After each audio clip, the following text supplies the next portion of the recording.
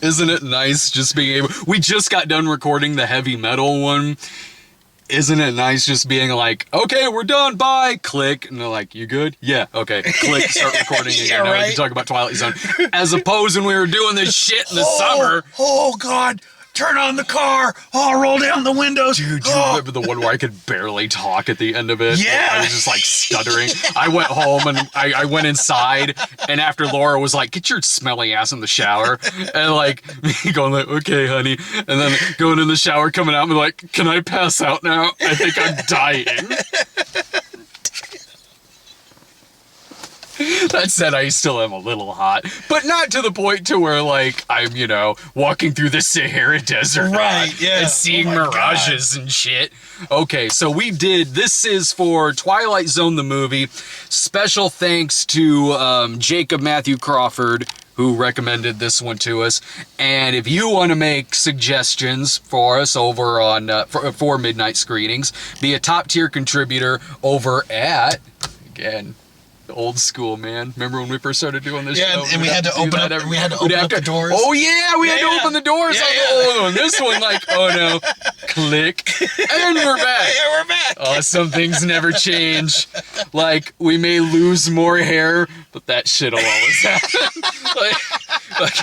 So, be a top tier contributor over at patreon.com/thecinemasnob, and there'll be a link in the description of this video. That could take you right to the blog post where you need to go to make those suggestions. So this is for, again, Jacob Matthew Crawford, Twilight Zone the movie. Can I just start out by saying I fucking love this movie? I haven't watched this in a while, but I did remember really liking it. Yeah. And we're watching it today, I'm going, I love the shit out of this movie, man. Like, and you'd never seen it before, right? No, Yeah. this was my first time. This Yeah. was my first time. I dug it. The movie played along like I remember it. It wasn't like I was watching it going like, I forgot about this, I forgot about that. No, it has been a while, but it was fun sitting there watching it again for me, going like, damn, I'm in love with this shit all over again. Like, from the opening segment where, honestly, I could just watch for probably an hour Dan Aykroyd and Albert Brooks in a car talking about theme songs to old TV shows and the small talking and playing off of each other that these two comedic geniuses are doing. And it is fun just seeing these two guys. It did feel like they were improvising it. Like, It felt like there was maybe a little, like, it was natural. It felt natural. Yeah. Like, and so I was like digging that, and I remembered the payoff of it, of course, but that is a great opening scene. Yeah. Just them talking about old television, and it was also fun kind of playing along with their game. And you got the National Geographic one when Right. it's doing they're doing a thing at the beginning where they're humming different TV theme songs, and even we started kind of playing along with it. I'm like, oh, Hawaii 5-0. Yeah. You're like, oh, National Geographic. Graphic. I didn't know. I would have been confused too. I didn't watch National Geographic. and then I started to second guess myself, but yeah, I was right right originally. But yeah, But also there is the elephant in the room. the first segment of the movie. oh God, Which you didn't know about. no, I didn't. So whenever I first got here, Brad sort of warned me. He's like, now there is a segment in this that's going to be really hard to watch because It's not if you don't know the context, like, because I mean you would have known that if like you were just watching, because it's not like that's in the movie, like. But you were just like telling me about the accident that in killed the Landis section. And I was like, oh, okay, wow, okay. I guess I'll have to like look into that. He did not mention the racism.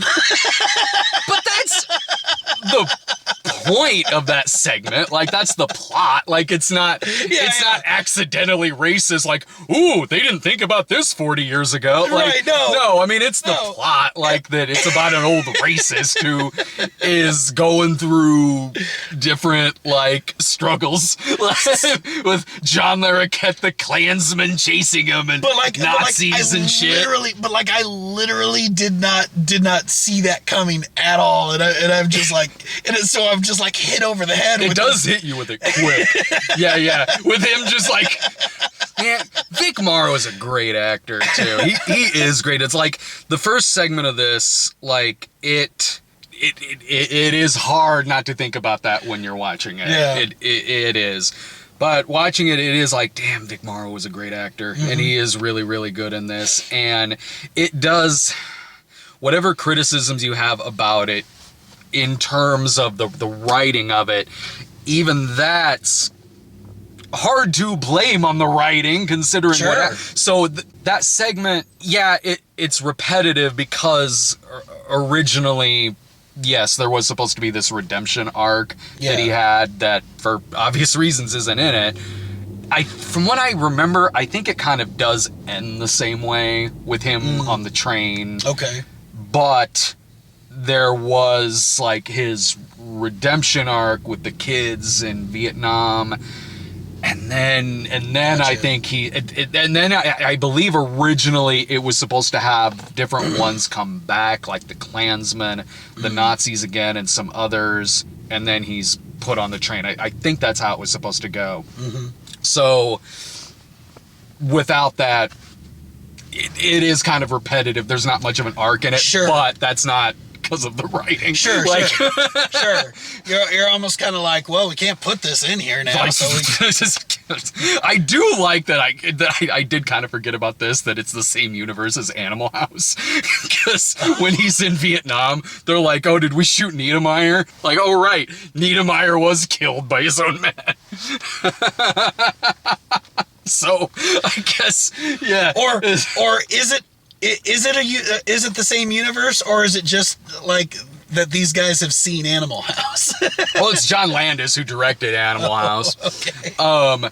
Hey, if Win a Trip to Browntown can be in the same universe as Animal House because they put a Faber College thing at the end of it, I'm cool with Twilight Zone the movie being in the same universe as Animal House. I do like it better than the Spielberg segment. Yeah. And it's not even...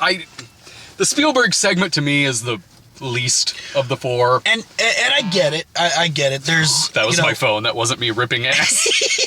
Ew! God, Brad, no. Laura's just getting used to the onion smell I have in there from the Brad tries White Castle bites that I fixed earlier. Go look up that video. Spoiler alert, they're delicious. What I liked about the Spielberg segment was just how wholesome it was. It is. But I get it. Like, it definitely doesn't quite belong in a Twilight Zone anthology, which is why I'm glad that it was then followed up by the segment directed by the Joe Dante one. Yeah, the Joe Dante one. Because they're, with the exception of the Landis one, they are all remakes of Twilight Zone episodes. Oh, are they? Yeah, that. With the exception of the Landis one. So the Spielberg one, there is a sweetness and a wholesomeness to it. Maybe a little too much so. Like, this is Hook Spielberg directing this one. But the music is good. It's certainly well made. Yeah. Like, it does have some funny parts in it. And this movie as a whole, it does show the different styles of Twilight Zone episodes. Totally. Between the morality tale of some more like maybe sci-fi elements of some others. The Spielberg one being one of the more sentimental episodes. And it shows that you're right in that when you're putting it in an anthology movie, it's not that it grinds it to a halt, but it comes close. Yeah. It definitely slows it down. Especially if you don't know it's not going to turn sinister or like a thriller, because it's not a thriller. No. It's kind of a dramedy. Yeah. And I mean, we were kind of having fun watching it with, like, when they turn into kids and they go up to Scatman Crothers. like, Mister, why aren't you turning into a kid? Just get in the van, children. We were making it sinister on our own. We really were. We were riffing on this. What did you say? Like, that was the bait, children. Now here's the trap. You made us young again.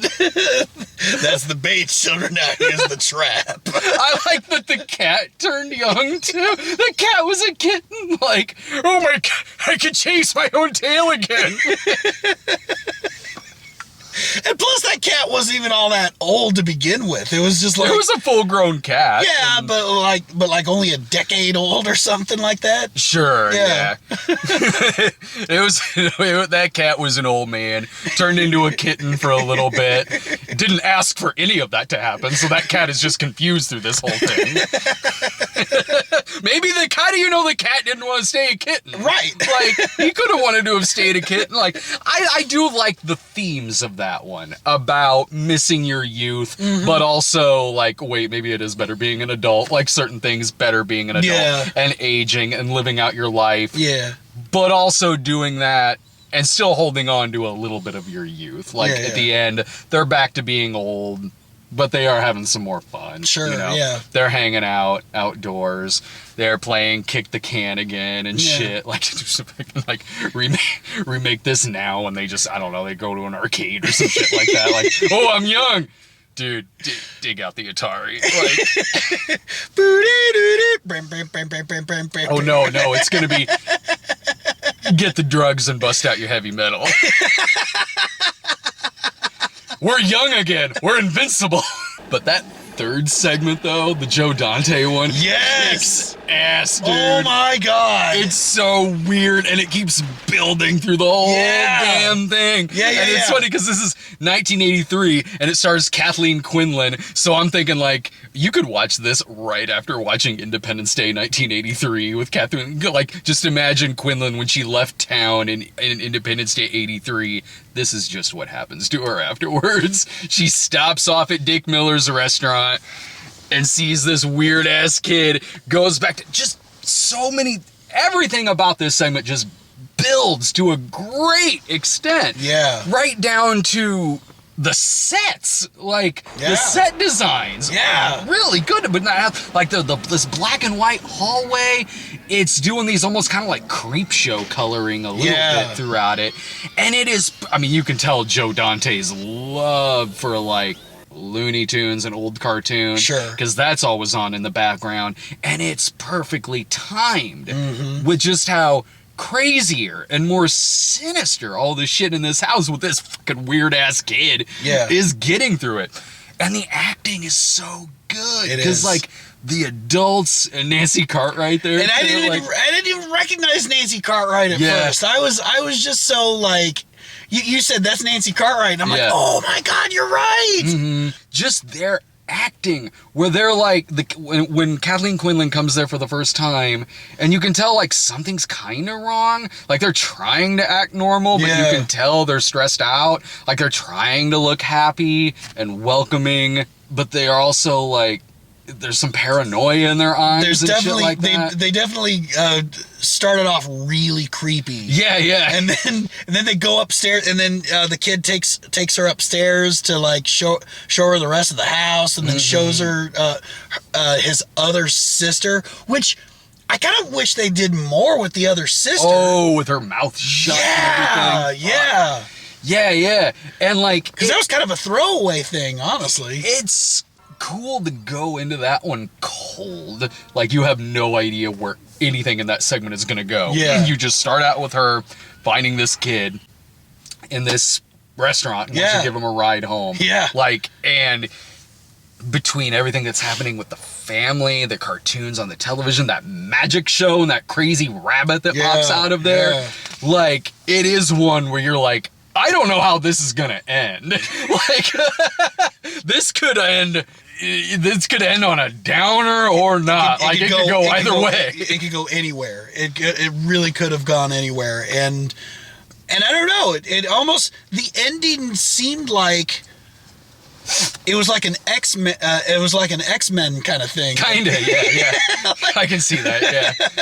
Like, I will teach you to use your power, and you can teach me. And I'm like, okay. And then they shake on it, and I'm just like, all right. But at least they shook on it and didn't, in that weird commercial that we saw, accidentally like kissing on the cheek. Handshake. Your superhero name will be Mr. Awkward.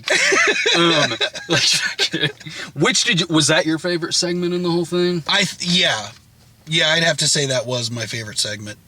How about you? Man, the George Miller one's really good too. the Lithgow one. Oh yeah. Like, well, I mean, that's a classic. Yeah, oh yeah, it is. But I think just for like the weirdness of it, putting in the sets too, and just not knowing where it's going. Just the Dante one is just fantastic. Yeah. But man, the Miller one is great. Yeah. Because even like just from a directing standpoint on that one too, with John Lithgow being just deathly afraid of flying, and it's the classic. You know, it was the Shatner one back in the day, like where he sees the gremlin on the wing of the plane. Well, that was on The Simpsons too. Yeah. How it's shot is great because it really kind of puts you in his POV between everything, just the noises and the shaking of the plane being caught up in this storm, but also the closeness of a lot of it that really does bring home how claustrophobic this character is feeling. All of that, the way that it's shot and edited, like, it's brilliant at all of that, and that does help the intensity of it, and John Lithgow's performance. Yeah, like he nails it. John Lithgow. I have never seen a bad John Lithgow role. I mean, everything that he's been in, from like this to Third Rock from the Sun to Shrek. He's versatile. Oh yeah, and he's just always just on it. Between like this and just like action movie villains like Cliffhanger. Yeah, I was about to say, comedy, Third Rock from the Sun, all this stuff. Oh my God. God, he's like multi-talented. Yeah. Even in this short time period here, this being 1983, and in 82, it was World According to Garp, the Robin Williams dramedy that he was in. Yeah. He's brilliant in that movie. Both wildly different kinds of roles. And in this, he's even taking on a lot of, and I mean this in a good way, a lot of different tones as well. There's parts in this where he is funny, where there is like some intentional comedy kind of in there with the other passengers reacting to him and him talking to the little girl and all that, and even some of the stuff he's saying to the flight attendant, but also just the terror in his eyes. And watching it, I was going like, because I have a fear of flying too. But I'm not that bad. Like, to where now I have gotten better. Go ahead. I was going to say, I even asked you in the middle of it, I'm like, so would this be you? Like, in my head it is. Like, so I did used to be worse. Not to the point to where I was making a scene that was causing everyone else to panic. Sure. But like when he lit up the cigarette, I was just like, I could just imagine you sitting by the window, just like, lighting up a cigarette and just like, where's that drink?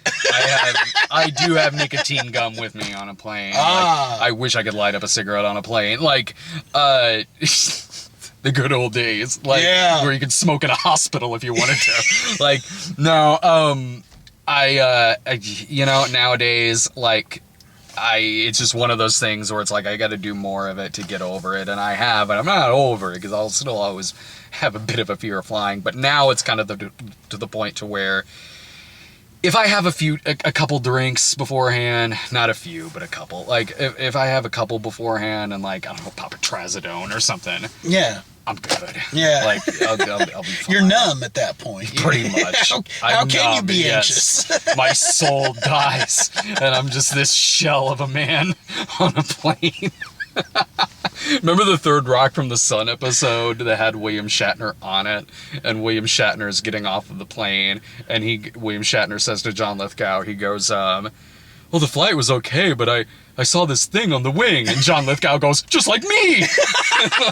like, that is a killer joke. That's a good joke. Oh, shit! I'll give this a B+. Yeah. B+. I would, if I was to do it individually, I'd probably go like, because there is stuff about the first one that works. Probably like a B for that one. The Spielberg one, maybe a C+. C+. See, and that's why I kind of second guess, because, I'd probably, I'm with you on making the Spielberg one the lowest one, but the last two I'd give an A, so so overall, I think it would come out to like an A- for me, because I think as a whole, even though there are segments that are better than others, I think as a whole it still works. There's nothing I would necessarily skip past in it. Right. So I think it, it's like, not exactly like Creepshow, because I think every segment in Creepshow is brilliant. Mm-hmm. But like that, there's not really any part of this that I would just kind of skip through. I think that it, especially if you've seen it before and you kind of know what the high points are going to be, what the low points are going to be. I think it works as a good overarching experience. So overall, I give it an A-. Now here's the thing: I was never into the Twilight Zone at growing up. The show and everything. I really never watched that. So if you out there are like, has Jerrid never seen Twilight Zone? I mean, I know about it, but I was never really like a fan of it. So whenever you told me that these were all remakes, except for the Landis one. Yeah. Which the Landis one was the first one, right? Yeah. Okay. Yeah. Yeah. Did not know the Landis segment. Thankfully, the racism and we're talking this guy. This guy was like just spouting off the slurs, and it was just like Jerrid's like, this guy was spitting facts.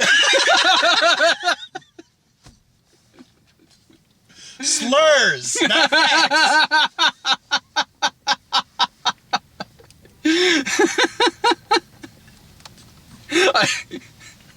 I love Stephen Williams sitting like at the table over, who's just like, you better come get your man. Like, it's like,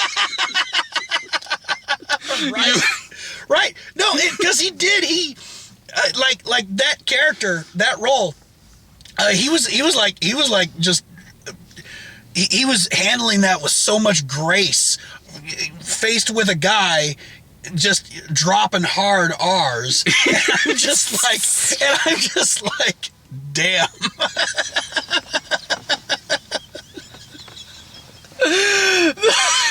I will admit, it was hilarious seeing the look on your face when that segment started. Like, because he first starts off with the anti-Semitism, and I'm just kind of like, oh, okay. Let's see where he's going with this. Let's wait for the context. Let's hear him out. Let's hear him out. Maybe he's doing this ironically. Like, but I mean, it almost went gradual. Like, it first started off anti-Semitism, and then he just like went like. Once you've gone down that well, once you've hit that roller coaster,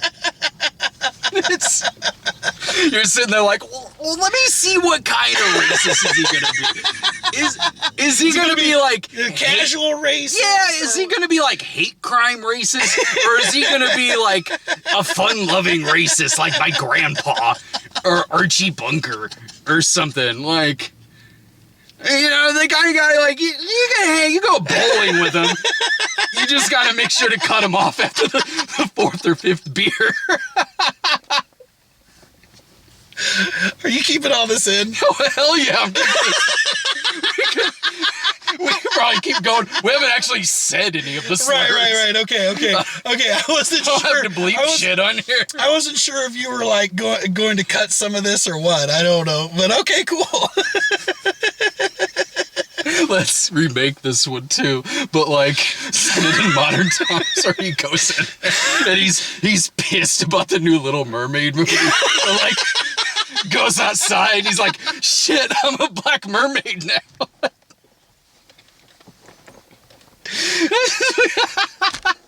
Let's do it. Yeah, let's do this. Maybe that happened on the Jordan Peele version of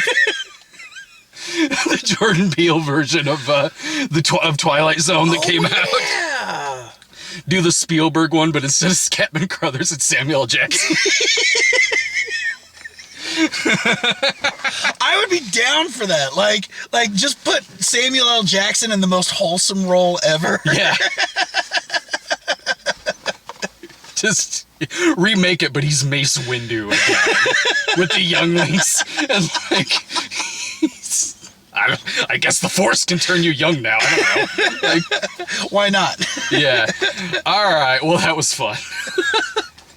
We haven't done this in a little bit, so we had to get we'd practice our stand-up over the course of the thing. So, all right. Well, where can we find you at online?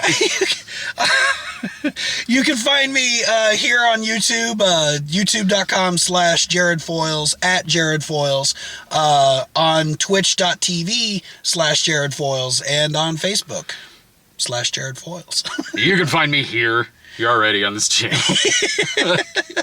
Make sure you subscribe to us, click the notification bell. You can follow me on Twitter @TheCinemaSnob as well. Thanks for watching. See you next time.